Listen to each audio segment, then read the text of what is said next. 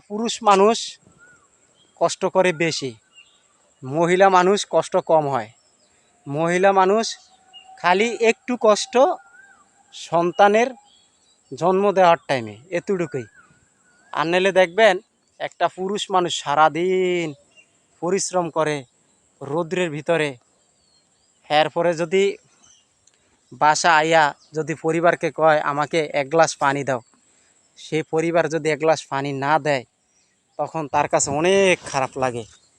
আসলে এই দেশের পুরুষ মানুষের জীবনটা হলো মূল্যহীন। একটা পুরুষ মানুষ যে প্রচুর পরিমাণ কষ্ট করে, একটা নারীরা এমন কষ্ট করে না ভাই। দেখেন, একটা পুরুষ মানুষ সারাদিন কাম করে আইসে বিলের থেকে, মাঠের থেকে, অফিস থেকে আইসা বউরে কয় এক গ্লাস পানি দাও। বউ টিভি দেখে সিরিয়াল দেখতে আসে, কয় তুমি লইয়া থুয়া খাও। এই দেশের কিছু কিছু বড় লোকরা আছে, দেখবেন তারা এই টাকা দিয়েই শান্তি, আসলে টাকা দিয়ে শান্তি না।